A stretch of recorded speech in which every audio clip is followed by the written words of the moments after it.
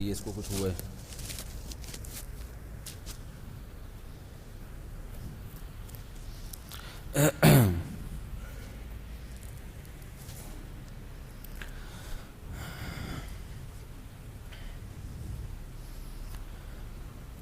الحمد لله نحمده ونستعينه ونستغفره ونؤمن به ونتوكل عليه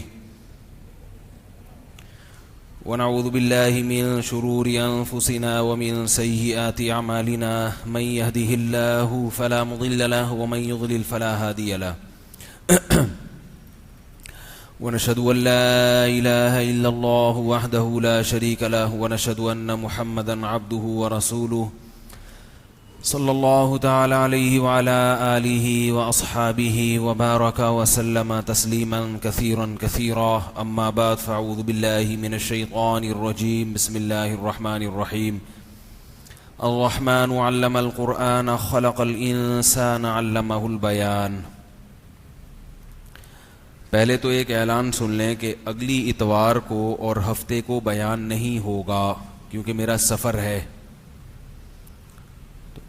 آئندہ سنڈے جو آئے گا اس میں بیان نہیں ہوگا. سیٹرڈے کو بھی نہیں, سنڈے کو بھی نہیں, فرائیڈے کا بیان ہوگا. دوسرا یہ وقت میرا خیال ہے زیادہ صحیح ہے, مغرب کے بعد کا وقت نا, ساری روٹین آؤٹ ہو جاتی ہے سونے جاگنے کی. ہم سورہ رحمان پر بات کر رہے تھے. اللہ تعالیٰ کو اپنے ناموں میں رحمان کا نام بہت پسند ہے, رحمان کا لفظ بہت پسند ہے.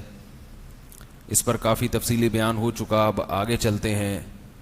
الرحمن علم القرآن خلق الانسان علمہ البیان. فرمایا رحمان ہے وہ ذات علم القرآن جس نے انسان کو قرآن سکھایا. اللہ تعالیٰ نے اس صورت میں اپنی بہت ساری نعمتیں بیان کی ہیں, بلکہ پوری صورت نعمتوں ہی پر ہے. تبھی بار بار آتا ہے فَبِأَيِّ آلَاءِ رَبِّكُمَا تُكَذِّبَانِ. اپنے رب کی کون کون سی نعمتوں کا انکار کرو گے. تو ان نعمتوں میں سب سے پہلی نعمت اللہ نے کیا بیان کی ہے؟ علم القرآن. ہم نے انسان کو قرآن سکھایا. اتنی بڑی نعمت کیوں ہے یہ قرآن سیکھنا؟ وجہ اس کی یہ ہے کہ قرآن دنیا کی وہ واحد کتاب ہے جو آپ کو آپ کی پیدائش کا مقصد بتاتی ہے. یہ ایک اتنا بڑا سوال ہے ساری دنیا کے سارے انسانوں کے لیے کہ ہم کیوں پیدا ہوئے. سوال اہم بہت ہے اور کسی کے پاس اس کا جواب ہے نہیں. اب آپ بتائیے, ایک سوال بہت اہم ہے. آپ کو پتہ ہے کہ کل جو میں نے ایم اے کا پرچہ دینا ہے اس میں یہ سوال لازمی آئے گا, آپ کو پہلے سے پتہ چل جائے. اور یہ لازمی بھی آئے گا اور یہ والا سوال لازمی بھی ہوگا. یعنی چوائس والا معاملہ نہیں ہے کہ یہ کر لو تو وہ کر لو, یہ لازمی ہے. کہیں سے مخبری ہو گئی ہے, پرچہ آؤٹ ہو گیا ہے. اب آپ کیا کرو گے؟ پہلے تو خوش ہو جاؤ گے, یار پتہ تو چل گیا نا کہ کیا سوال ہے. اب وہ امپورٹنٹ بن گیا آپ کے لیے, اہم بن گیا. اب آپ فوراً کتابیں تلاش کرو گے, یار اس کا جواب مل جائے. کیونکہ یہ سوال اب آپ کے لیے بہت زیادہ, بولو بھائی, اہم ہے. امپورٹنٹ کو اردو میں اہم کہتے ہیں. تو اب آپ فوراً, اب آپ نے کتابیں تلاش کر لی, جواب ہی نہیں مل رہا, تو آپ کی پریشانی بڑھے گی نا. یار اتنا اہم سوال ہے, یار جواب میں ہی نہیں ہے. پھر آپ کیا کرو گے؟ لوگوں کو فون گھماؤ گے, یار تم بتاؤ, یار تم بتاؤ, یار کوئی بتا ہی نہیں رہا. ایسے موقع پہ آپ کو بتایا جائے کہ ایک فلاں کتاب ایسی ہے جس میں اس سوال کا جواب موجود ہے, تو آپ کو یہ فکر ہوگی کہ جواب تو مل گیا, لیکن اس کتاب کے مصنف پر پہلے میں اس کی تحقیق تو کروں, یہ بندہ صحیح بھی تھا. ایسا تو نہیں کہ ایسے ہی کچھ بھی اٹھ کے لکھ دیا اس نے. جیسے ایک پاگل نے 400 صفوں کی کتاب لکھی, لوگ حیران، ویسے تو یہ پاگل ہے مگر اس نے 400 صفوں کی کتاب لکھ دی ہے. تو کتاب اس کے نام سے مشہور ہوئی، محمد پاگل خان. رائٹر کا نام کیا؟ پاگل خان. لوگ کہہ رہے ہیں یار پاگل ہے اور دھڑا دھڑ کتاب بک رہی ہے. جو خرید کے جاتا گھر جا کے جب کھول کے دیکھتا تو اس کے پہلے صفحے پر لکھا ہوا تھا سوال، گھوڑا کیسے دوڑتا ہے؟ جواب تگڑ تگڑ تگڑ تگڑ تگڑ تگڑ تگڑ تگڑ. 400 صفحوں پہ کیا لکھا ہوا تھا؟ تگڑ تگڑ تگڑ تگڑ تگڑ. یہ جواب ہے. تو بعض لوگوں کو تو نہیں پتا نام سے بکتی ہے نا.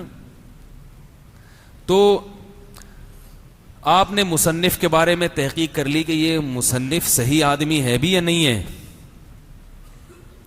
وہ بھی پتا چل گیا ہاں بھائی یہ اس فیلڈ کا ماہر ہے یا یہ سبجیکٹ کا ماہر ہے. تو ایسے موقع پہ اس کتاب کا مل جانا اور اس کتاب میں اس سوال و جواب کا سمجھ میں آ جانا، یہ بہت بڑی نعمت ہوگا کہ نہیں ہوگا؟ یہ کام بہت بڑی نعمت ہوگا کہ نہیں ہوگا؟ اور جس نے آپ کو گائیڈ کیا ہوگا اس کتاب کی طرف، آپ اس کے پاؤں چومو گے، آپ اس سے بغلگیر ہو جاؤ گے، آپ کہو گے یار اللہ تمہیں جزائے خیر دے. یہ سارے کام کیوں ہوں گے؟ حالانکہ پھرے تو آپ کو ویسے بھی ایگزامینیشن ہال میں ملتے ہیں. پھرے تو ملتے ہیں نا، ارے تو بتا کون سا سوال ہے، تو چل رہا ہوتا ہے، پھرے بازیاں تو چلتی ہیں. ان پھروں کو کوئی لفٹ نہیں کراتا، لیکن پہلے سے کسی سوال کا پتہ چل جائے کہ یہ لازمی سوال ہے اور اس کا جواب نہ مل رہا ہو اور پھر کہیں سے وہ جواب مل جائے تو آپ خوشی سے پاگل ہو جائیں گے. یہ اس دنیا کے امتحان کی بات ہے کہ جس امتحان میں فیل ہونے والا بھی کوئی خاص بڑی ناکامی سے دوچار نہیں ہوتا. دنیا میں بہت سارے لوگ ہیں جو فیل ہونے کی وجہ سے ترقی کی ہے انہوں نے. اگر وہ پاس ہو جاتے تو ایک مخصوص شعبے میں جاتے، وہ فیل ہوئے تو بزنس میں چلے گئے، پیسہ کمانا شروع کر دیا انہوں نے.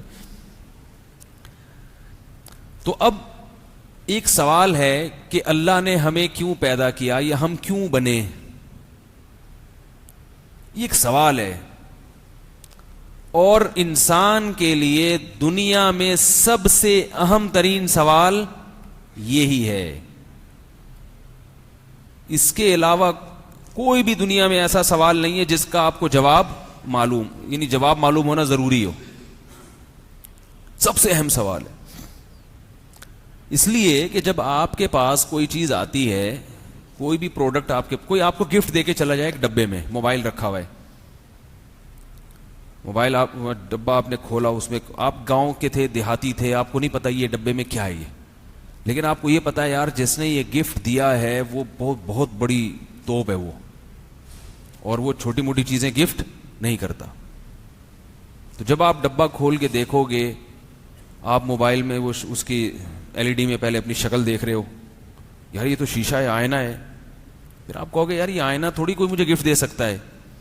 پھر آپ بٹن دبا رہے ہو تو ایک دم سیمسنگ لکھا ہوا آیا، اجلا اجلا سا، ٹون ٹون گھنٹی بجنا شروع ہوئی. تو آپ کو تجسس ہوگی نا کہ یہ کیوں، یہ کس لیے بنایا گیا ہے؟ کیا خیال ہے بھائی؟ آپ کو تجسس پیدا ہوگا کہ یہ یار مجھے پتا تو چلے اس کا کام کیا ہے. تو بندر کی طرح لگے رہو گے تھوڑی دیر تک، اس کبھی یوں لگا رہے ہو، کبھی یوں لگا رہے ہو، کبھی کیا کر رہے ہو، پریشان پھرو گے.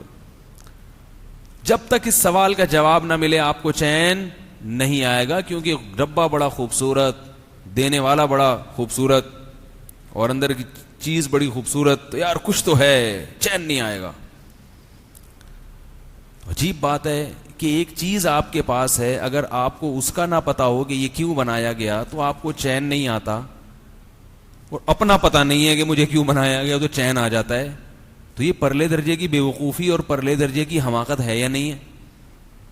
کیا خیال ہے بھائی؟ جہاں غلط بولوں تو بتا دیں کہ آپ غلط باتیں سننے کے لیے ہم لوگ یہاں پر نہیں آتے، لیکن پھر دلائل سے ثابت بھی کرنا پڑے گا کہ یہ غلط بول رہا ہوں. اب دو چیزیں سمجھیں کہ کچھ چیزیں ایسی ہوتی ہیں جو اتفاق سے وجود میں آتی ہیں، ان کی کوئی ریزن نہیں ہوتی. کچھ چیزیں ایسی ہوتی ہیں جو باقاعدہ ان کو ڈیزائن کیا جاتا ہے، ان کو بنایا جاتا ہے ایک پلان کے تحت. جو اتفاقی حادثات ہیں، اتفاقی کام ہیں، ان کے بارے میں نہیں پوچھا جاتا کہ یہ کیوں ہوئے. ایک گلاس اگر یہاں رکھا ہوا ہو، میں بیان کروں اور میرے ہاتھ لگے اس گلاس پر، غلطی سے لگ گیا اور وہ گلاس ٹوٹ گیا، تو کوئی مجھ سے پوچھے گا کہ یہ کیوں ٹوٹا؟ اس کام کی ریزن کوئی پوچھے گا؟ ہے بھائی، ٹی وی میں تو نہیں آ رہا نا میں، تو ذرا ہاں ہوں کریں نا بھائی. مجھ سے کوئی پوچھے گا کہ یہ کیوں گرا؟ اگر کوئی پوچھے گا بھائی کیوں گرا، بولے وہ ہاتھ لگ گیا گر گیا یار، اتفاق سے ہو گیا نا یہ، اتفاق سے. لیکن اگر وہ گلاس میں باقاعدہ پلان کے تحت اٹھاؤں اور یوں کر کے اٹھا کے زمین پہ توڑوں، جیسے کہ لوگ صبح شام گھروں میں لڑائی جھگڑوں کے درمیان توڑتے ہیں، اب پوچھا جائے گا کہ یہ آپ نے کیوں توڑا. ہر آدمی پھر اپنی زبان میں پوچھے گا. بعض لوگ پوچھیں گے آپ ذرا بتائیے کہ یہ کیوں توڑا آپ نے. بعض کہیں گے بتا بھائی کیوں توڑا. باپ کہیں گے تیرے باپ کا گلاس ہے. ٹھیک ہے نا، یہ کہیں گے نا کہ یہ تیرے باپ کا گلاس ہے جسے توڑ دیا تو نے. اسٹائل مختلف ہو سکتا ہے لیکن سوال سب کریں گے بھائی کیوں توڑا یار. پھر آپ جواب دو گے وہ غصہ آیا ہوا تھا مجھے، تو میں چاہتا تھا کہ اس پہ جاری کر دوں، یہ غصہ میرا ٹھنڈا ہو جائے. اس لیے جب میاں بیوی کی جھگڑا ہوا کریں تو بچوں کو وہاں سے ہٹا دیا کرو. بعض دفعہ دونوں پکڑ کے بچوں کو کوٹ رہے ہوتے ہیں، ایک دوسرے کو کوٹ نہیں سکتے تو غصہ کس پہ اتارتے ہیں؟ بچوں پہ. بچوں کو سمجھ میں نہیں آ رہا تھا ہم کیوں پٹ رہے ہیں بھائی. ٹھیک، بچوں کو سمجھ میں نہیں آ رہا ہوتا کہ ہم کیوں پٹ رہے ہیں. تو اتفاق سے ٹوٹ گیا بھائی، ٹوٹ گیا بھائی. چھت سے خود بخود گر گئے، سلپ ہو گئے، ٹوٹ گئے بھائی. ہڈی کیوں ٹوٹی بھائی؟ گر گئے تھے. گرے کیوں بھائی؟ گرے نہیں، گر گئے بھائی، اتفاق سے ہو گیا. ہوا چلی تھی، کوئی زلزلہ آیا تھا. لیکن اگر چھلانگ مارو گے تو اس کام کی وجہ پوچھی جائے گی بھائی کیوں ماری چھلانگ. تو آپ بتاؤ گے کہ استخارے نکال رہے ہیں وہ لوگ 6 مہینے سے، ڈیٹ دے نہیں رہے. ٹھیک ہے نا، ان کا استخارہ 9 میں آ رہا ہے، میرا یس میں آ رہا ہے. تو استخارے کی جنگ ہو رہی ہے. بار بار کہتا ہوں یہ جو آج کل کے استخارے ہیں یہ وہ نہیں ہے جو شریعت میں ہے. تو جنگ ہو رہی ہے استخاروں کی، کیا کریں. تو جب بھی کوئی کام ایک پلان کے تحت ہوتا ہے تو اس کی کوئی نہ کوئی ریزن ہوتی ہے، اور جو کام اتفاق سے ہو جاتے ہیں ان کی کوئی ریزن نہیں ہوتی. ہو گئے بھائی، اب ہو گئے. تو اگر ہم اتفاق سے وجود میں آ گئے یا یہ کائنات ایسے ہی بن گئی اتفاق سے، تو پھر اس کی ریزن میں پڑھنا کہ کیوں بنی، کیوں بنایا گیا اس کو، ہم کیوں بنے، اس کی ہمیں چنداں ضرورت نہیں ہے. ڈاروین جیسے میں بار بار بتاتا ہوں نا اپنے بیانات میں، ڈاروین کہتا ہے کہ بھئی یہ خود سے بن گیا یار، بھئی ایسے ہی وہ ہوا چلی تھی اور بندر بنا اور دم غائب ہوئی، آنکھیں لگ گئیں، وہ سب اتفاق سے ہو گیا نا.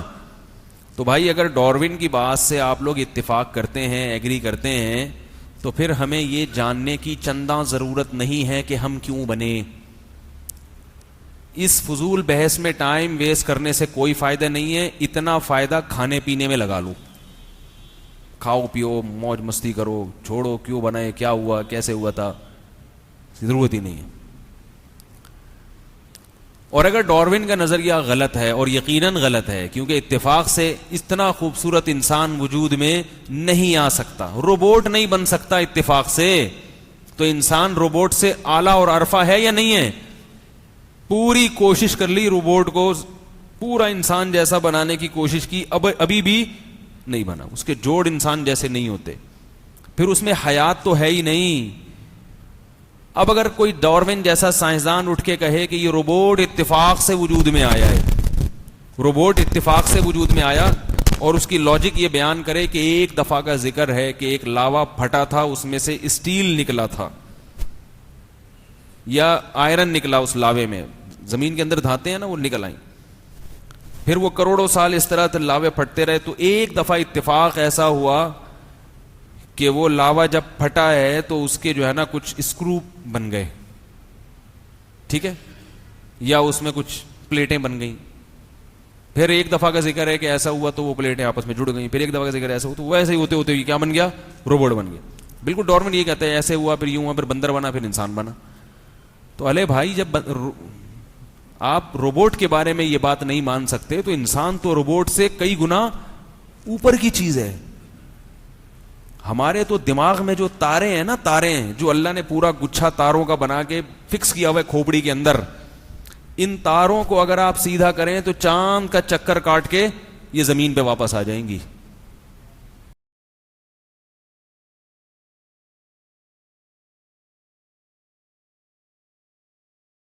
سامنے جا کے چھوڑے، سامنے چھوڑو کسی اور بیوقوف بناؤ، یہ کسی نے بنائی ہے بھائی. اب چونکہ یہ اتفاق سے نہیں بن سکتی تو پانی کی موٹر جب بنے گی تو پوچھا جائے گا نا بھائی کیوں بنائی، اس کے اسکرو یہاں کیوں جوڑے، اس میں یہ 2 پائپ کیوں ہیں، تو بتائے گا بھائی یہ اس لیے کہ یہاں سے پانی کھینچے اور دوسری طرف سے نکال کے پھینکے. تو یہی دل ہے، یہی پانی کی موٹر اللہ نے ہمارے سینے میں لگا دی. تو کیا یہ موٹر خود بخود بن سکتی ہے بھائی؟ یہ بلڈ کو سک کر رہی ہے اور پھر پش کر رہی ہے، پورے جسم میں پھینک رہی ہے یہ مشین.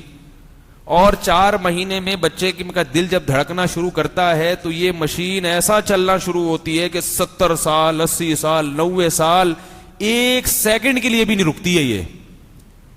اور اس میں لوڈ شیڈنگ کا تصور نہیں ہے. ہماری پانی کی چلتی ہوئی موٹریں اچانک رک جاتی ہیں. کتنے لوگ ہیں لوڈ شیڈنگ سے ڈسے ہوئے، جب ان کا نمبر آتا ہے، بھائی کچی آبادیوں میں پانی آ رہا ہے نا کہ چلو بھی موٹر سے بالٹیاں بھرو، جب ان کا نمبر آیا تو لائٹ چلی گئی، وہ ہٹ بھی نہیں سکتے، ہٹیں گے کہیں اس دوران لائٹ آ گئی تو پھر میں لائن میں پیچھے چلا جاؤں گا، تو کھڑے میں لائٹ آئے گی تو بھرا جاؤ. اور کتنے لوگ ایسے جو فائر بریگیڈ والوں کو بلا کے پانی بھر رہے ہیں، فون کی آگ لگ گئی ہے، جب وہ آئے تو یار بالٹیوں میں پانی بھرو ہمارے. یہ ایسا پمپ ہوا ہے دل کہ اس میں کرنٹ آتا ہے، یا جیسے ہماری موٹر کرنٹ سے چلتی ہے نا، بجلی سے، بالکل ہمارا دل بھی کس سے چلتا ہے؟ کرنٹ. اس کو باقاعدہ کرنٹ جاتا ہے، اس سے وہ پمپنگ ہوتی ہے، اس کو انرجی چاہیے. اور یہ کرنٹ کہاں سے آتا ہے؟ دماغ سے. دماغ کرنٹ پھینکتا ہے مسلسل پھینک رہا ہے دماغ اس کو چلا رہا ہے، اور دل ہمارا کس کو چلا رہا ہے؟ دماغ کو چلا رہا ہے. ایک سرکل ہے. تو یہ جو سائیکل ہے یہ کیا اتفاق سے بن گیا بھائی؟ ایسا شاندار بنا. گردوں کا نظام ہے، فلٹر کر رہے ہیں گردے، کتنا پانی روزانہ، کتنے گیلن پانی فلٹر کرتے ہیں گردے، پیشاب بنا کے نکالتے ہیں، صاف پانی کو خون میں شامل کیا ہو، کیا سا پورا ایک لگا بندہ سسٹم چل رہا ہے. پھیپھڑوں کا الگ نظام ہے.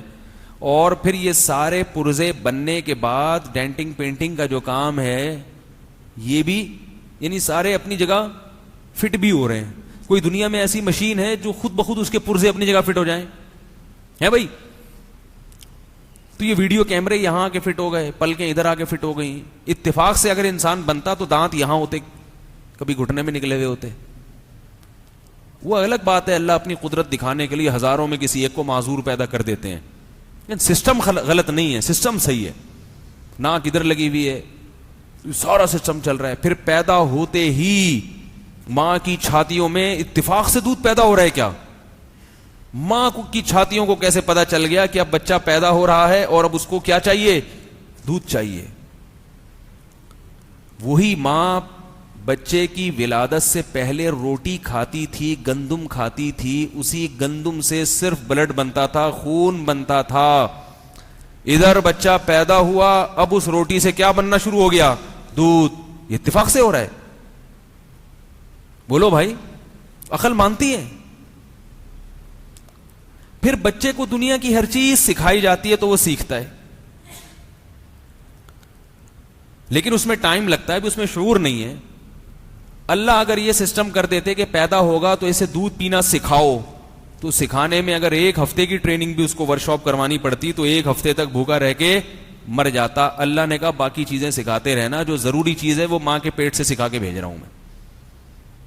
پیدا ہوتے ہی چھاتیوں کی طرف جانا شروع کرتا ہے، دودھ تلاش کرتا ہے خود ہی، اور اس کو پینا شروع کر دیتا ہے. یہی وجہ ہے کہ بچہ اگر زیادہ وقت تک ماں کا دودھ نہ پیے تو پھر پینا بھول جاتا ہے. بچوں کو نا شروع میں فوراً پلانا پڑتا ہے دودھ، چاہے فیڈر سے پلائیں کہیں بھی. بعض لوگ کیا سرنج سے اس کے منہ میں ڈالنا شروع کر دیتے ہیں. تو نتیجہ یہ نکلتا ہے کہ اگر 2-3 دن اس پروسیس میں گزر گئے تو بچے میں جو سک کرنے کی صلاحیت ہے وہ صلاحیت ختم ہو جاتی. اب اس کو چمچ سے ہی پلانا پڑے گا، کیونکہ اللہ نے اس کو سکھا کے بھیجا ہے، وہ بھول گیا دنیا میں آ کے. اور آپ کو پتا ہے بچہ جب ماں کے پیٹ میں ہوتا ہے تو اس کا انگوٹھا منہ کی طرف ہوتا ہے. پتا ہے آپ کو یہ بات کیوں ہوتا ہے؟ جیسے ہی انگوٹھا اس کے منہ کے قریب جاتا ہے نا، وہ اس کو چوسنے کی کوشش شروع کر دیتا ہے. تو وہاں سے یہ چوسنے کا جو پروسیس ہے یہ شروع ہوتا ہے، اور قدرت اس کو سکھاتی ہے. تو یہ اتفاق سے ہو رہا ہے. تو اس سے ان سب اور بہت کچھ ہے اس پہ کہنے کے لیے. پھر جب پیدا ہوا تو زندہ رہنے کے لیے اس کو پھل فروٹ چاہیے. بارشیں برس رہی ہیں اتفاق سے, گٹلی میں ایسے سافٹ ویئر اتفاق سے انسٹال ہو گئے کہ اس سے آم کا درخت پیدا ہو رہا ہے بھائی, انسٹالیشن ایسی ہو گئی. کھجور کی اتنی سی گٹلی میں اتفاق کی بات ہے کہ وہ ایسے کچھ پروسیس ہوئے تھے جب کائنات بنی تھی کہ وہ اس میں ایسا کچھ ہو گیا کہ دنیا کی کسی بھی چیز کو مٹی میں ڈالو تو مٹی اس کو کھا کے ختم کرے گی, مگر جب اس کھجور کی گٹلی کو ڈالو گے تو یہ تناور درخت بنے گی اور چند سالوں کے بعد اس میں کھجور نکلیں گے اور پھر ہر کھجور میں ویسی گٹلیاں ہوں گی. پورا چکر گھومنا شروع ہے بھائی. وہی پانی, وہی مٹی, وہی گوبر, اسی گوبر سے, اسی پانی سے, اسی مٹی سے تربوز بھی پیدا ہو رہا ہے, خربوزے بھی پیدا ہو رہے ہیں, آم پیدا ہو رہا ہے, ناشپاتیاں پیدا ہو رہی ہیں, اور ہر آم کے اندر پھر ویسی گٹلی جو آپ نے زمین میں دفن کی تھی, کہاں سے اللہ نے اس گٹلی کو نکال کے ہزاروں گٹلیوں میں تقسیم کر دیا. ھذا خلق اللہ فارونی ماذا خلق الذین من دونی. اللہ فرماتے ہیں یہ ہے اللہ کی تخلیق, یہ ہے اللہ. ذالکم اللہ ربکم. تم کہتے ہو نا اللہ سمجھ میں نہیں آتا کون ہے اللہ, ہمیں تو نظر نہیں آتا.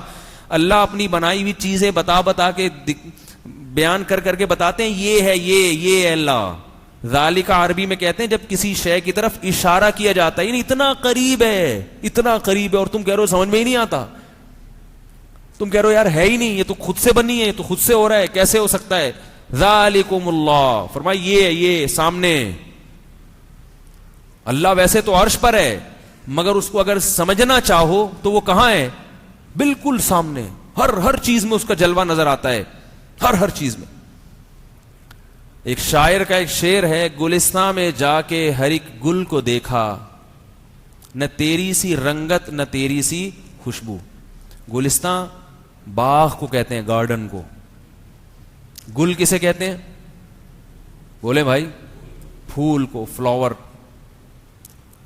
گلستان میں جا کے ہر ایک گل کو دیکھا, اپنے محبوب کے بارے میں کہہ رہے, گلستان میں جا کے ہر ایک گل کو دیکھا, نہ تیری سی رنگت نہ تیری سی خوشبو. یعنی تو مجھے ان پھولوں میں کہیں نظر نہیں آیا, تو پھولوں سے بہت اوپر کی چیز ہے. حضرت حکیم الامہ مولانا اشرف علی تھانوی رحمہ اللہ تعالی فرمایا کرتے تھے کہ جن کو اللہ سے محبت ہوتی ہے تو وہ شعر یوں پڑھتے ہیں, گلستان میں جا کے ہر ایک گل کو دیکھا, تیری ہی سی رنگت تیری ہی سی بو ہے. ہر چیز میں ہمیں جلوہ نظر آ رہا ہے, ہر چیز میں اللہ کا ہمیں جلوہ نظر آ رہا ہے. پھول کی پتیاں گواہی دیتی ہیں کہ مجھے بنایا گیا ہے, میں خود سے نہیں بنا ہوں. پھول خود سے بنا ہوتا, اس کی پتیاں اتنی ملائم نہ ہوتی جن پتیوں کو گوبر, پانی اور مٹی سے ڈیزائن کیا جا رہا ہے. اس میں خوشبو نہ ہوتی اتنی بہترین, اس میں اس کی حفاظت کے لیے کانٹے نہ لگے ہوئے ہوتے. اور بعض پھول ایسے خوبصورت ہوتے ہیں, ان میں کیسے آپ گھر میں اگر کلر کروائیں نا, خوبصورت ڈیزائن کروائیں, کتنا ٹائم لگتا ہے آ کے. وہ جو ڈسٹیمپر کرنے والا جب آتا ہے تو پہلے تو وہ چرس پیتا ہے تھوڑی دیر, لیکن میں نے جتنے دیکھے ہیں اللہ ماشاءاللہ سارے ہی چرسی نظر آتے ہیں. وہ کہتے ہیں یار اس کے بغیر تو اتنا محنت والا کام ہوتا نہیں, یہاں یہ والی پٹی لگانی ہے, ادھر دوسری پٹی لگانی ہے, تھوڑا سا سٹا مٹا لگائیں گے, اس کے بعد ڈڑ ایک دم شروع ہو جائیں گے. کہتے ہیں یار اس کے بغیر اتنا محنت والا کام نہیں ہوتا. تو وہ ڈیزائن بنانے کے لیے ان کو کتنا ٹائم لگتا ہے نا. اور پھول کا ڈیزائن کیسے بنتا ہے, کیسے پتیاں اس کی لائن سے ایسے ترتیب سے جڑی ہوئی ہوتی ہیں, کیسے ترتیب سے اس کی خوبصورت چہرہ اس کا ایسا کھلتا ہے. اور اس میں پھر اوپر کیا ہوتی ہیں, وہ ایک ڈنڈیاں ہوتی ہیں چھوٹی چھوٹی, جس پہ تتلیاں آ کے بیٹھتی ہیں, پھر ان تتلیوں سے وہ دانے چپکتے ہیں, پھر وہ دوسرے پھولوں پہ جا کے بیٹھتی ہیں, تو وہ نر اور مادہ دانوں کا ملاپ ہوتا ہے, اس سے پھر پھل وجود میں آتا ہے. کیا عجیب نظام ہے پھل کو پیدا کرنے کا. اللہ کام تتلیوں سے, مکھیوں سے اور مکوڑوں سے لے رہے ہیں. یہ پری پلان ہے سب کچھ, یہ پہلے سے پلاننگ ہے. پھل پیدا کرنے کے لیے ضروری تھا کہ نر اور مادہ وہ ذرے ملائے جاتے. اب پودوں میں تو شعور نہیں ہوتا نا, انسان تو شادی کر لیتا ہے, پودوں میں تھوڑی شعور ہے. تو اللہ نے کیا کہا, اللہ نے کیا کیا, اللہ نے کہا کہ ان کی طرف ان کے ٹانگوں سے چپکا دو، کس کو؟ مکوڑوں اور تتلیوں کی ٹانگوں سے یہ چپکا دو، یہ ذرے یہ مختلف درختوں پہ بیٹھیں گے. اب وہ بھائی چپکا دو کے لیے ضروری ہے کہ کوئی اٹریکشن کی چیز ہو نا کہ وہ تتلیاں اس کی طرف مائل ہوں. تو اللہ پھل سے پہلے کیا پیدا کر دیتے ہیں؟ پھول. پھول دیکھ کے وہ تتلیاں، مکھیاں، کیڑے مکوڑے اس کی طرف لپکتے ہیں، وہ اپنے فائدے میں لپکتے ہیں، اور قدرت ان سے انسان کے لیے پھل پیدا کر رہی ہے. مکوڑے اور تتلیاں وہ اپنے کام سے جا رہے ہیں، ان کو تھوڑی پتا کہ ہم نے خربوزے پیدا کرنے ہیں. ہم لا رہے ہیں 4 کلو خربوزے، ابھی بھی میری جیب میں پرچی ہے، اس میں 4 کلو خربوزے لکھا ہوا ہے. کتنے لکھا ہوا ہے؟ 4 کلو خربوزے. اگر تتلیاں یہ کام چھوڑ دیں، کیڑے مکوڑے یہ کام چھوڑ دیں، تو میں اپنے گھر میں عزت کے ساتھ داخل نہیں ہو سکتا. گھر والے کہیں گے 1 ہفتے سے 4 کلو خربوزے کی پرچی دی ہوئی ہے اور اب تک 1 خربوزہ بھی نہیں آیا. تو ہم کیا کہیں گے؟ بھائی مکھیوں نے ہڑتال کی ہوئی ہے. گھر والوں کے مکھیوں کا خربوزے سے کیا تعلق؟ کہیں گے تعلق ہی مکھیوں کا خربوزے سے ہے، ہم تو صرف پیڑے کھانے کے لیے آ جاتے ہیں. یہ قدرت نے، یہ پری پلان ہے یا اتفاق سے ہو رہا ہے سارا کچھ؟ بولتے کیوں نہیں بھائی؟ یہ پری پلان ہے، یہ سب ایک پلاننگ ہے. ذالک تقدیر، اللہ فرماتے ہیں، تقدیر کہتے ہیں اندازہ، پلاننگ. اللہ فرماتے ہیں ذالک تقدیر، یہ سب پلاننگ ہے. ذالک بھی اشارہ، یہ اپنی آنکھوں سے دیکھو. یہ جیسے ہم جو ہے نا کسی کو مان نہ رہے ہو نا کہ یہ کسی نے بنایا، ہم کہہ رہے ہیں بھائی یہ خود سے بنا، تو وہ جس نے بنایا وہ آ کے کہے بھائی یہ جو ہے نا یہ میں نے بنایا، میں نے، یہ اس کو دیکھو، اس کو اٹھا کے دیکھو، چیک کرو. تو اللہ یہ ایک ایک نشانی اس کائنات کی بیان کر کے کیا بتاتے ہیں؟ ذالک، یہ للشمس ينبغي لها ان تدرك القمر ولا الليل سابق النهار. فرمائے نہ سورج چاند سے ٹکراتا ہے، نہ رات کبھی دن سے پہلے آتی ہے. کل فی فلک یسبحون، جتنے سیارے ستارے ہیں سب اپنے محور میں گردش کر رہے ہیں، ایک دائرے کے اندر سارے کے سارے تیرتے ہوئے جا رہے ہیں. یہ ایک توازن ہے اس کائنات میں، مینجمنٹ ہے اس کائنات میں. تو اللہ فرماتے ہیں ذالک تقدیر، یہ مینجمنٹ ہے، یہ پلان ہے. کس کا؟ پلاننگ پاگل بھی کرتے ہیں، بیوقوف لوگ بھی کرتے ہیں، اس کے نتیجے میں الٹی سیدھی چیزیں وجود میں آتی ہیں. اللہ فرماتے ہیں اس کائنات کو تم غور سے دیکھو گے تو تمہیں 3 چیزیں نظر آئیں گی. اس میں پہلی چیز نظر آئے گی، اس میں مینجمنٹ ہے، کوئی انتظام ہے، نظم ہے، کوئی پلاننگ ہے. نمبر 2، پلاننگ جس نے کی ہے وہ کوئی معمولی نہیں ہے. العزیز، بہت طاقتور ہے بھائی، وہ بہت طاقتور ہے. کیونکہ بعض دفعہ آپ کے پاس علم ہوتا ہے، ہنر ہوتا ہے، پاور نہیں ہوتی، تو آپ وہ اچھی پلاننگ کر نہیں سکتے. آپ بس معلومات بہت ہیں، نالج بہت ہے، لیکن آپ کے پاس وہ وسائل نہیں ہیں، ذرائع نہیں ہیں، تو آپ بیٹھے رہو گے آرام سے. اللہ فرماتے ہیں اس کائنات کو دیکھ کے پتہ چلتا ہے جس نے اس کو پلان کیا اور اس نظام میں چلایا ہے وہ بہت طاقتور ہے، اتنا کہ جو چاہے کر گزرتا ہے. مکھیوں سے شہد بنانے کا کام لے رہا ہے وہ. بے زبان جانوروں کو کیا کیا خدمتوں پہ لگا دیا اس نے.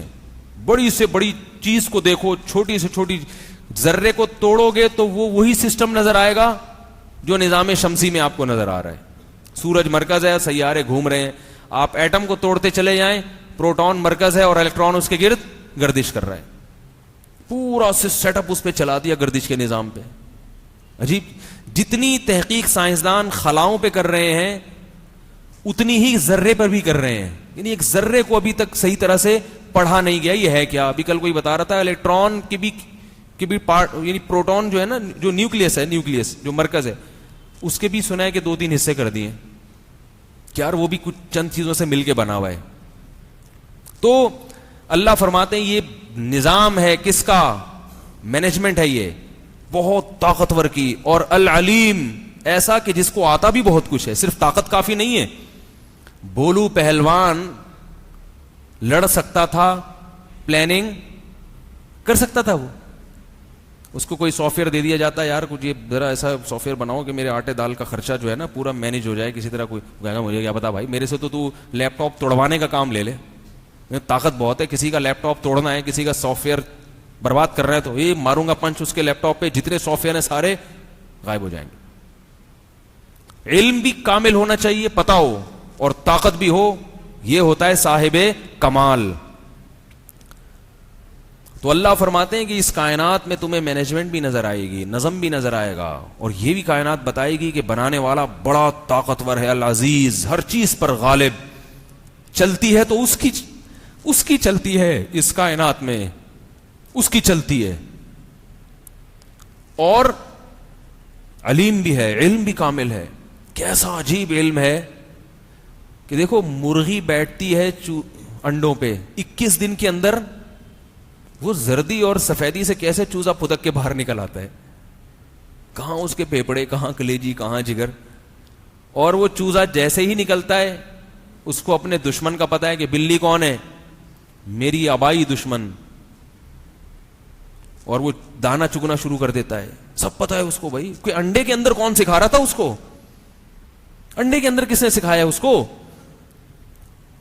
اور مرغی کو کیسے پتا ہوتا ہے کہ میں نے یہاں انڈے دیے ہیں, اب تھوڑے دن کے بعد آ کے میں نے ان انڈوں کے اوپر بیٹھنا ہے. ہم نے تو مرغیوں سے سیکھا ہے, پولٹری فارم میں جو انڈے سے چوزے نکالے جاتے ہیں مرغیوں سے سیکھا ہے کہ مرغی اتنا ٹیمپریچر دیتی ہے انڈے کو, تو ہم نے وہ مشینیں بنا کے اتنا ٹیمپریچر دیا تو وہ چوزا نکل آیا اس میں سے.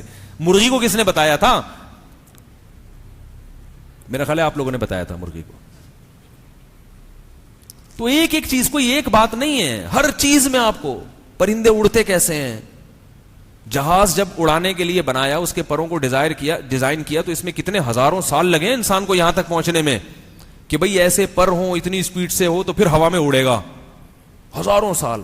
اور وہ بھی نقل ماری ہے پرندوں کو دیکھ کے, پرندوں کو دیکھ کے کہ بھئی یہ پرندہ, یہ چیل ہے, اس کی لمبائی اتنی ہے, اس کی چونچ کی ایسے کرو ہے تو اس کے پر ایسے ہیں, تو اس کا مطلب اگر ہمیں پلین بنانا ہے تو اگر اس ڈیزائن میں بنانا ہے تو اس کے پر ہمیں ایسے بنانے. پوری کاپی ہے. آپ کبھی ایمریٹس میں سفر کریں نا تو اس میں وہ LCD میں دکھاتے ہیں جہازوں کی تصویریں اور پرندوں سے کتنا میچ کر رہی ہیں. وہ ہر جہاز کسی نہ کسی پرندے کی شکل کا یا مچھلی کی شکل کا, مچھلی بھی تیرتی بھی جاتی ہے نا, اس کے بھی پر ہوتے ہیں, تو سب انہی کو دیکھ کے ڈیزائن کیا جا رہا ہے. تو یہ جہاز خود سے نہیں بن سکتا, اور یہ مچھلیاں اور یہ پرندے جن کو نقل مار رہے ہیں ہم,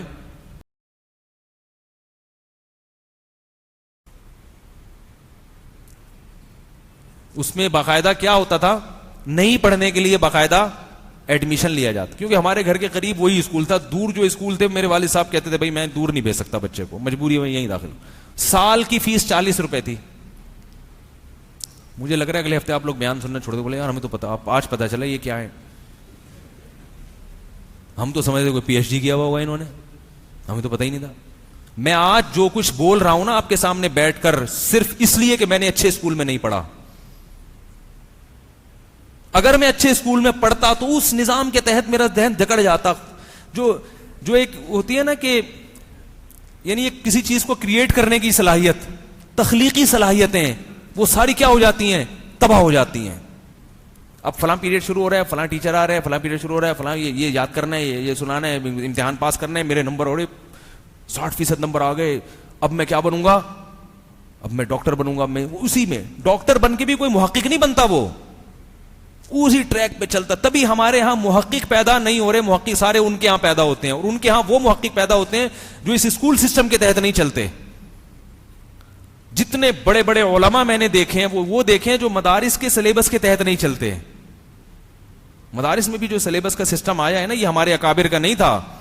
ہمارے اکابر میں ایسا تھا کہ پہلے عربی ادب پڑھ لو, گرامر پڑھ لو, تو گرامر کے ماہر استاذ ہیں ان کو پاس بھیج دیا بچے کو, بس وہاں سے پوری سیکھ لو تم. تو وہ کچھ بھی نہیں پڑھتا تھا, بس عربی گرامر پہ محنت کرتے کرتے اس کو شوق بڑھتا تھا, آج مجھے اتنا آ گیا, اتنا آ گیا, ہوتے ہوتے عربی میں وہ کیا بن جاتا تھا, چیمپئن. پورے دیوان شاعری کی کتابیں یاد کر لیا کرتے تھے. پھر اس کی توجہ ہوتی ہے اب فقہ پڑھنا ہے, تو بھائی سنا ہے فلاں گاؤں میں فلاں استاذ ہیں جو ہدایہ بہت اچھی پڑھاتے ہیں, جو قدوری بہت اچھی پڑھاتے ہیں, وہاں چلو. 3-4 سال فقہ ہی پڑھتے رہے, کوئی امتحان نہیں, کوئی نمبر نہیں, بھائی مجھے آ جائے.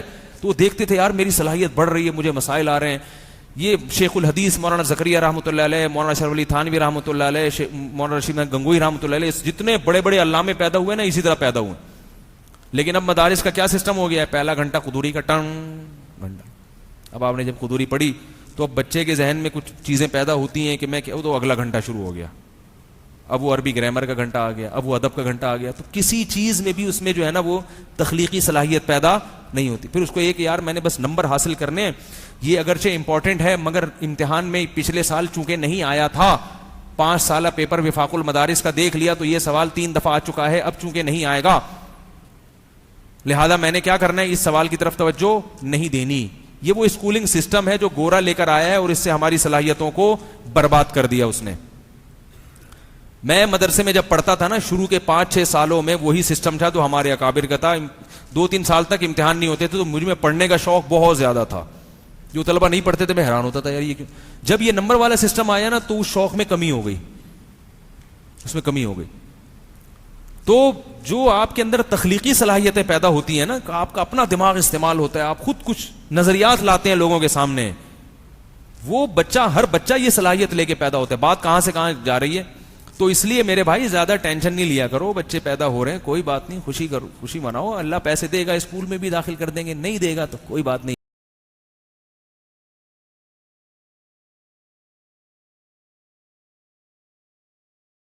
یار میں 60 سال 22 سال کی عمر میں خرید کے بیٹھا ہوا ہے,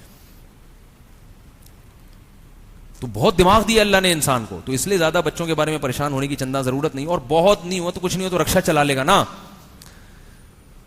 تو یہ پونی ہے, وسوسہ ہے دماغ میں کہ رکشا چلا لیا تو کیا ہو گیا. بھائی دنیا مسافر خانہ ہے, وزیر اعظم بن کے بھی قبر میں جائے گا, رکشا چلا کے بھی قبر میں جائے گا. میں نہیں کہہ رہا کہ آپ اپنے بچے کو رکشا چلوائیں, ٹیکسی چلوائیں, آپ کوشش کریں آگے سے آگے نکل جائے ٹھیک ہے, نہیں نکلے تو ریڑھی لگا لے. یار کیا ہے بھائی, یہ ریڑھی والے کیا انسان نہیں ہوتے؟ یہ ٹماٹر اور پیاز بیچنے والے کیا انسان نہیں ہوتے؟ ایک صاحب مجھے کہنے لگے بھائی تربیت نہیں ہوتی اتنے سارے بچوں کی نا, تربیت. میں نے کہا تربیت کا آپ لوگوں کے ذہن میں مفہوم ہے کہ ہر بچے کو ڈاکٹر بناؤ, یہ تربیت ہے. شریعت اس کو تربیت نہیں کہتی, شریعت اس کو کہتی ہے کہ ہر بچے کو اچھا انسان بناؤ. میں نے کہا تربیت کا جو مفہوم آپ لے رہے ہو تو اس کا مطلب ہے کہ پیاز ٹماٹر بیچنے والے یہ تو جنت میں جائیں گے ہی نہیں کیونکہ ان کی تو تربیت ہی نہیں ہوئی. جبکہ حدیث میں آتا ہے کہ غریب لوگ جنت میں زیادہ جائیں گے, پیاز ٹماٹر والے جنت میں زیادہ ہوں گے, اور بیوروکریٹس اور بڑے بڑے ججز اور وکلاء اور بہت اچھے عہدوں پر جو پہنچے ہوئے لوگ ہیں وہ جہنم میں زیادہ ہوں گے. تو تربیت اگر ان کی اچھی ہوتی,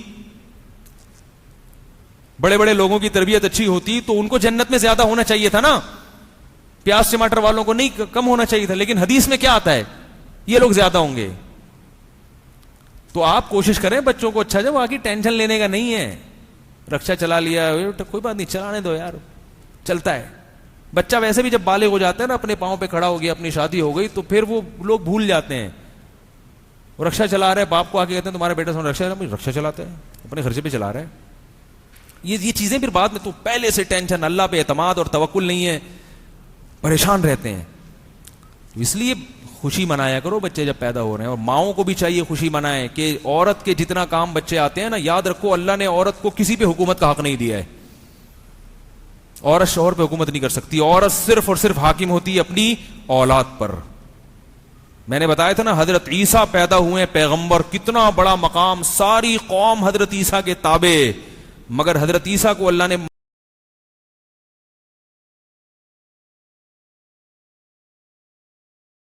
وہ ایسی ہیں وہ ایسی ہیں, لیکن بچے ہمیشہ اپنی ماں کا دفاع کرتے ہیں. ہمارے سامنے ہماری امی کو کچھ بولا تو منہ توڑ دیں گے تمہارا. تو پھر لوگ ڈرتے ہیں, بھائی ان کے اتنے بچے ہیں, خواتین ڈرتی ہیں, بھائی ان کے اتنے بچے ہیں, ان کو تعریف ہی کرو, بہت اچھی خاتون ہے, چمونی آپا بہت اچھی ہیں. تو یہ سب میڈیا نے نا دماغ خراب کیا. میں جلدی سے بات کو سمیٹ کے ختم کرتا ہوں.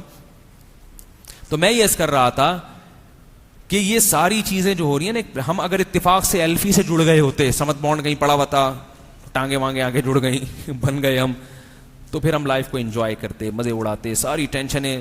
ہاں میں انگریزوں کا بتا رہا تھا, انہوں نے تو نہ بچے پیدا کرتے ہیں, نہ ان کے بچے ہوتے ہیں, نہ شادی کرتے ہیں, نہ ساس نہ سالی نہ داماد نہ پھپھی نہ خالہ, ماں باپ بھی اولڈ ہاؤس میں. اب ماں باپ میں بھی سے ابا نکل گئے, اب صرف اماں رہ گئی ہیں. یعنی آہستہ آہستہ خاندان کو کم کرتے کرتے کرتے کرتے آخر میں کیا رہ گئے تھے, ایک عدد ابا اور ایک عدد اماں. اب آہستہ آہستہ ابا کا تصور بھی ختم ہوتا جا رہا ہے. اب صرف کیا رہ گئی ہیں, اماں. وہ بھی اس لیے کہ اب انہوں نے جنا ہے, ان کو کیسے بھائی, وہ تو ابا کا تو چلو ڈی این اے سے پتا چلتا ہے, لیکن اماں کا تو پتا ہے نا کہ اماں ہیں یہ جنا. تو اب پھر یہ نتیجہ نکلا کہ ایک رشتہ رہ گیا ماں اور بیٹے کا, اور وہ بھی آہستہ آہستہ یعنی اس کے بھی حقوق نہیں ادا ہو رہے. بڑھاپے میں جب خدمت کا ٹائم شروع ہوا تھا, ماں کے احسانات کا بدلہ دینے کا وقت آیا تھا, اس وقت اس کو عیدی سینٹر میں جمع کرا دی. تو اس لیے وہ کیوں, وہ کہتے ہیں یار ہمیں اللہ نے پیدا کیا لائف کو انجوائے کرنے, پیدا کیا ہم تو خود سے بن گئے ہیں, تو وہ لائف کو انجوائے.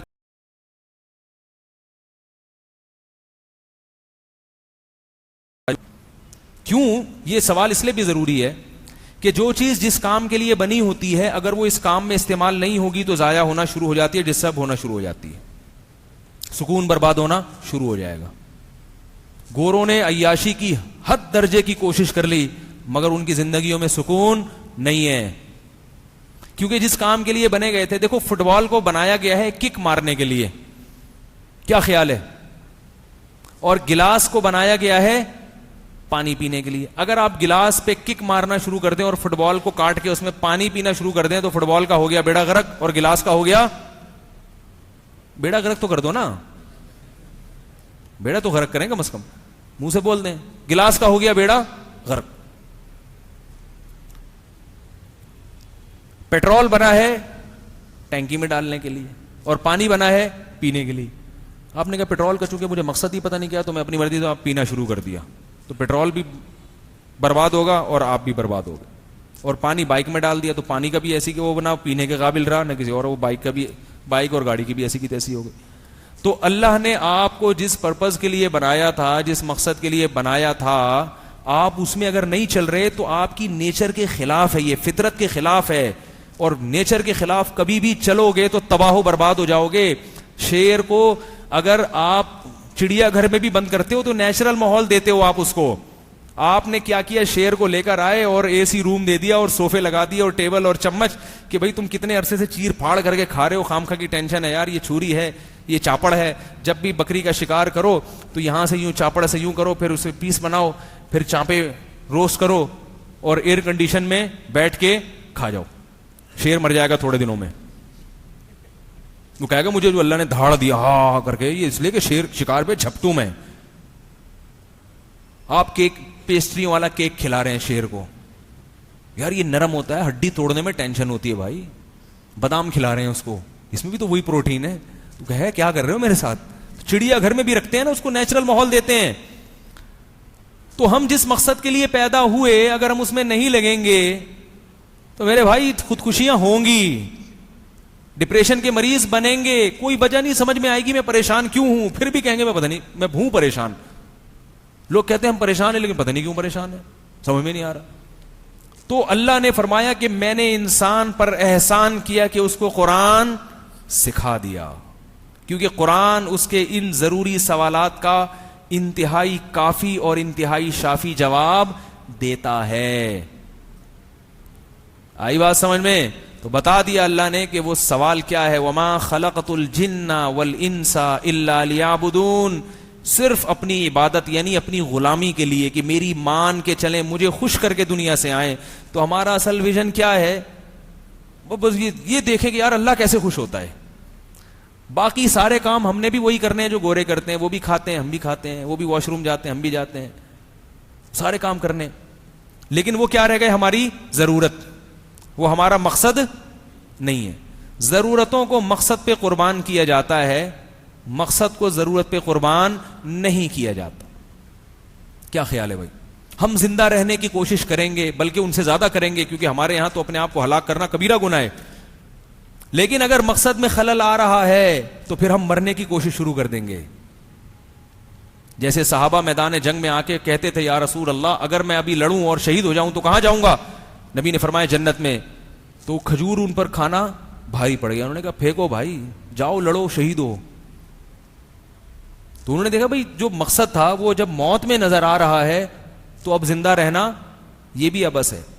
تو جب زندگی کی جو سب سے بڑی خواہش ہے وہ تبدیل ہوگی تو یہ چھوٹی موٹی خواہش کے جو چھوٹے موٹے شتونگڑے ہیں یہ تو ویسے ہی ختم ہو جائیں گے نا. ایک ہدف ہوگا بھائی, موت کے وقت راضی کون ہو مجھ سے؟ اللہ ہو. سمت صحیح ہو جاتی ہے انسان کی.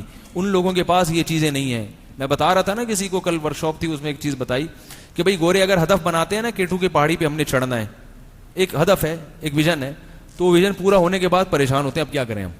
مثلا آپ نے ہدف بنایا کہ یار میں نے کیٹو کی پہاڑی پہ چڑھنا ہے, اب چڑھ گئے تو اب کیا کریں گے آپ؟ اب تو راستہ بند نا، آپ کا آگے اندھیرا ہے، تو پھر آپ کا دل آتا ہے اب اسی پہاڑی سے نیچے چھلانگ مار کے ہلاک ہو جاؤ. ہمارا جو مقصد ہے وہ اصل کب شروع ہوتا ہے؟ اللہ کی رضا. تو اس کا ثمرہ ہمیں کب ملے گا؟ موت کے بعد ملے گا. تو جب موت ہمارے لیے اچھی ہو گئی، آسان ہو گئی، تو اب باقی غم کیا ہو گئے بھائی ہمارے لیے. تو یہ واحد قرآن ہے جو یہ جواب دیتا ہے کہ میں نے اللہ کہتے ہیں میں نے انسان کو کس لیے پیدا کیا؟ اپنی فرما برداری کے لیے، کہ جو میں کہوں وہ یہ کرے اور جس چیز سے روکوں اس چیز سے رک جائے. یہ ہے قرآن کی دعوت. اللہ فرماتے ہیں کہ رحمان کا سب سے بڑا احسان کیا ہے؟ اس نے تمہیں کیا سکھا دیا؟ قرآن. ورنہ تم بھٹکتے رہتے ساری زندگی غیر مسلموں کی طرح، کبھی اس وادی میں کبھی اس وادی میں. کبھی ایک قانون بناؤ گے پھر اسے توڑو گے. کبھی کہو گے شراب پینی چاہیے، کبھی نہیں پینی چاہیے، کبھی زنا غلط ہے، کبھی کہو گے زنا صحیح ہے، کبھی کہو گے جوا صحیح ہے، کبھی کہو گے جوا غلط ہے. وہ تو قانون بناتے رہتے ہیں، توڑتے رہتے ہیں. ایک عجیب بوکھلاہٹ کا شکار ہے کہ صحیح کیا ہے. ہمیں سب کا پہلے سے پتہ ہے بھائی یہ صحیح ہے اور یہ کیا ہے غلط. تو یہ اس بیان کو انشاءاللہ میں اگلے ہفتے تو بیان نہیں ہوگا، میں نے بتایا میرا سفر ہے پنجاب کا. ایبٹ آباد میں میرا بیان ہے اگلے ہفتے، اتوار کے دن میرا بیان ایبٹ آباد میں ہے انشاءاللہ. تو آپ لوگ اگر ہو سکے تو ایبٹ آباد اپنے خرچے پہ آ سکتے ہیں، ٹھیک ہے نا. تو اتوار کو بیان ہے میرا. تو اور پھر واپسی پہ شاید لاہور میں بھی ایک آدھ بیان ہو جائے. تو اگر لاہور آنا چاہیں تو مجھے کوئی اعتراض نہیں ہے، اپنے خرچے پہ اگر آنا چاہیں. یہ اپنا خرچہ جو ہے نا، یہ جب بھی میں کوئی آپ کو وہ دوں تو یہ میں اس لیے کہہ رہا ہوں کہ میں نے چکن کے خلاف بیان کیا، فارمی مرغی کے خلاف، کہ فارمی مرغی نہیں کھانی چاہیے. تو کسی نے کہا کہ غریب آدمی کیا دیسی مرغی کہاں سے کھائے گا بھائی؟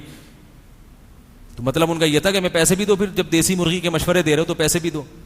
تو پھر میں نے کہا یار بیان کرنا تھوڑا سا پیٹرن چینج ہونا چاہیے. اس میں جب بھی لوگوں کو بتاؤ بھائی چکن کے بجائے دیسی مرغی کھاؤ، تو ساتھ ساتھ یہ بول دو اپنے خرچے پہ. اور اگر پیسے نہیں ہیں تو پھر فارمی ہی کھا لو، کیونکہ ہم اسی کے مکلف ہیں جتنی اللہ نے ہمیں گنجائش دی ہے. اور اگر پھر خیال ہے یار یہ تو کینسر ہو جائے گا، تو وہ ہو جائے گا تو کیا ہے یار، مر جائیں گے نا.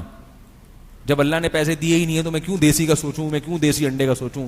ہمارے حضرت کا واقعہ ہے نا کہ ان کی اہلیہ بیمار تھیں تو ڈاکٹر نے کہا پھل کھلاؤ. نے فرمایا ان کو اگر پھل میں ان کی صحت ہوتی تو اللہ مجھے پھل کے پیسے دے دیتا. جب نہیں ہے تو اس کا مطلب حضرت کا انتقال ہو گیا، وہ ماشاءاللہ ابھی تک زندہ ہیں، 90 سے اوپر ان کی عمر ہو چکی ہے ماشاءاللہ. تو غریب آدمی کو چاہیے بولے بھائی جتنی میرے اندر گنجائش ہے تو یہ صحت کے ٹوٹکے بس مجھے اتنے ہی سوچنے چاہیے، باقی کون کرے گا؟ اللہ کرے گا. تو اپنے حساب سے چلیں.